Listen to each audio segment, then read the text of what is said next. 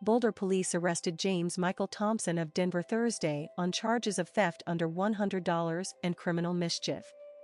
Thompson allegedly stole log pages from the morgue at Boulder Community Hospital that included the entry of JonBenet Ramsey, the 6-year-old girl found strangled in her home December 26. Thompson, 33, was formally charged Thursday afternoon and released on $1,000 bond.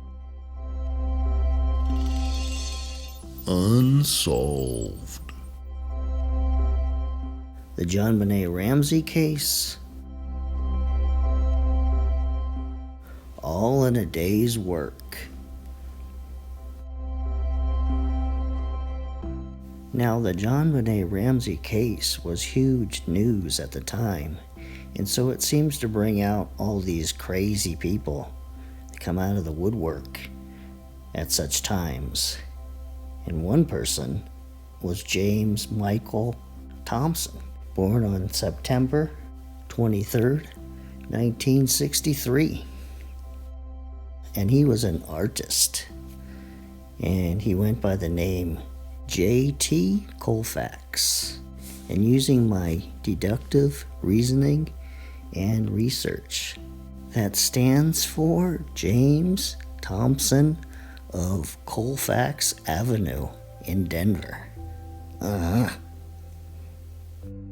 also doing my research, I learned that James had lived in New York, here in East Village, and he also lived for a time in Atlanta, and he also had been to Clarksburg, West Virginia, several miles east of Parkersburg, and around the time of JonBenet's death, he lived in Denver.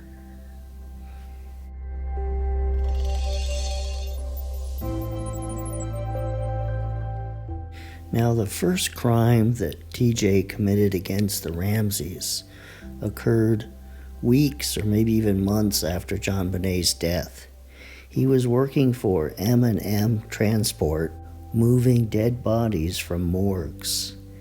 And while he was at the Boulder County morgue, he had some fascination with JonBenet, and so he looked back at the records at the morgue, and he found the page that had JonBenet listed in it. And so this is the page right here.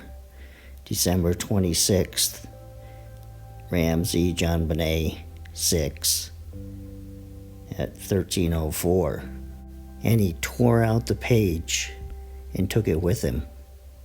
And then later, since he's an artist, he did this coloring of the page and wrote all in a day's work. Now, the next crime against the Ramseys occurred on June 18, 1997. And here's the mail slot to the Ramseys' house. Remember when John was reading his mail? Well, he was correct. He didn't have to leave his house, though. The mail person put the mail right in that slot there. Well, James, he took a bunch of papers and then lit them on fire and stuffed them in that slot there with the intention of burning down John and Patsy's home. But fortunately, it didn't catch fire. The house didn't catch fire, and it just burned the papers and scarred up, blackened the wall. See, this is the inside of the house where you can open that little door to get your mail. The papers fell down and burned the wallpaper. Now, James Thompson was arrested for this and served time in Boulder County Jail. Doing my research, I found this on Yelp.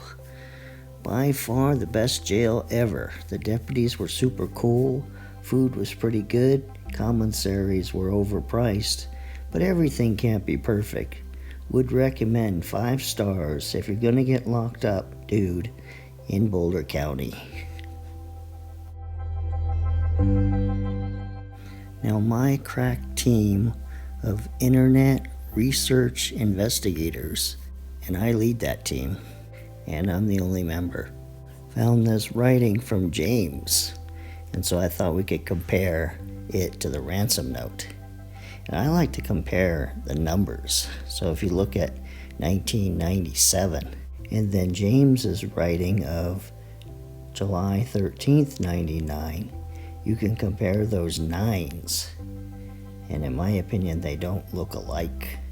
Now, James does kind of have that indentation on the paragraphs, but his writing doesn't look the same to me. And he doesn't have that little unique small a like in the ransom note. Now, on the second page of the ransom note, on the bottom right hand corner of this copy of it, you can compare it to the etc. in James's writing in that second paragraph at the end there, etc., etc. And they don't look to be similar at all either.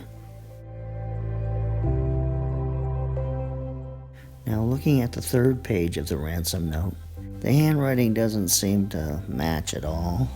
And another thing is, you can see James's writing is kind of wild and crazy, and the ransom note is very clear. So isn't this a detail that kind of points in the direction of John or Patsy, or John and Patsy writing the ransom note? That it's very logical and well written, where some crazy person breaking in and killing JonBenet with a garrote, it's pretty unlikely he's going to have the writing skills to write the ransom note that we see.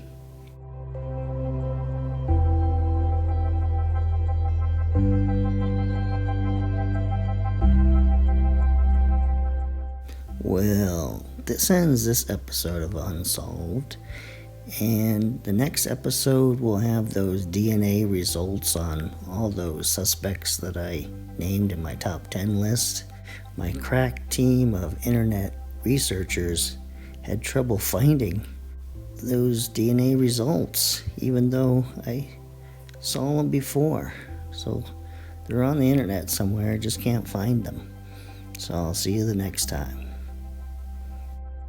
Thompson, an artist who uses the pseudonym J.T. Colfax, said he was drunk when he took the pages from the Boulder Community Hospital morgue on April 29. On May 8, hospital officials reported that 2 pages in the log were missing, including the page with the Ramsey notation. He also faces 5 counts of abuse of a corpse in connection with the photographs of corpses adorned with party noisemakers and signs reading "Happy Halloween, Getting Fired Isn't the End of the World" and "G Hall." Police said Thompson told them the photos were shock art.